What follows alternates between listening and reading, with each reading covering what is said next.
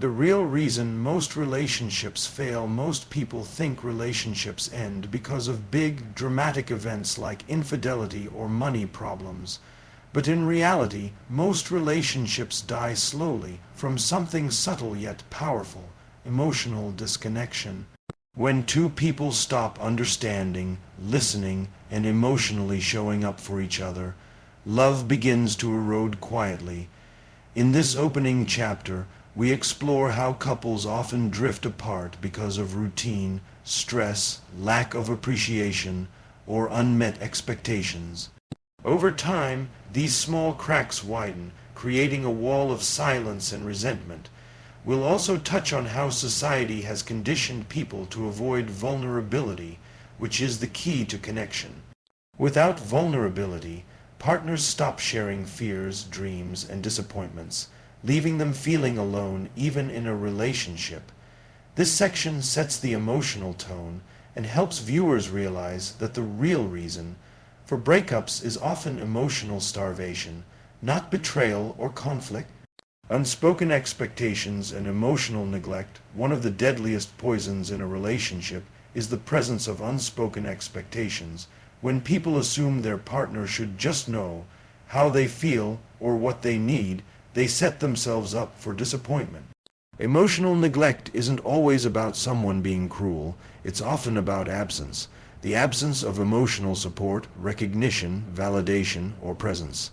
In this chapter, we dig into how unexpressed needs build silent resentment.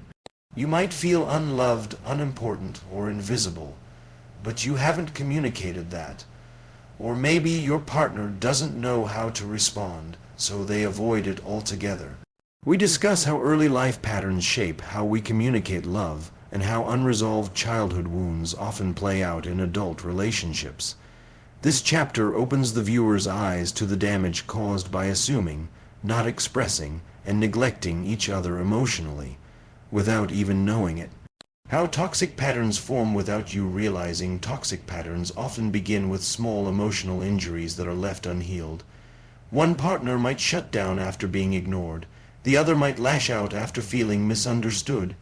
Slowly, the couple forms unconscious habits of reaction: defensiveness, withdrawal, blame, or passive aggression. In this chapter, we unpack how these habits become automatic over time and how they create a loop that's hard to escape. We also look at how many people start operating from a place of survival rather than connection. Instead of solving the root issue, both partners start protecting themselves by emotionally checking out. This pattern destroys intimacy and trust. We also explain the brain's role in emotional reactivity and how cortisol, trauma triggers, and ego all play into emotional escalations. This section helps viewers see their own role in negative cycles and gives them hope by showing that awareness is the first step to change. What healthy relationships do differently. Healthy relationships aren't free from conflict. They simply handle it differently. In this chapter, we explore how emotionally mature couples navigate disagreement with curiosity instead of criticism.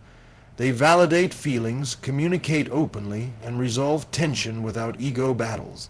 One key difference: they listen to understand, not to win. We introduce simple yet powerful tools such as "I feel" statements, active listening, and creating safe emotional spaces. We also explain how healthy relationships prioritize emotional maintenance, not just romantic gestures. It's not about big vacations or flowers once a year. It's about daily connection. This section also introduces the idea that love is a verb, not just a feeling. The best relationships are built with intention, consistency, and emotional accountability. These habits may seem small, but they're what keep couples connected for decades.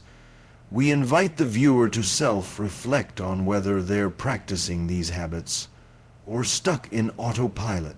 How to start fixing it today, even if you're hurt. In the final chapter, we shift into healing and transformation mode. Whether you're still in a relationship, going through a rough patch, or healing from a breakup, this section gives you real tools to start reconnecting, first with yourself, then with others. We guide viewers through the process of emotional repair, understanding your own triggers, communicating without blame, and rebuilding trust through consistent actions. We also emphasize the importance of taking ownership, not control. Many people think fixing a relationship is about fixing the other person. It's not. It's about showing up fully, expressing your needs clearly, and being willing to do the work, even when it's uncomfortable. You'll learn how to move beyond keeping score and start working as a team again. This section is packed with emotional truth and practical takeaways that will give viewers hope and clarity moving forward.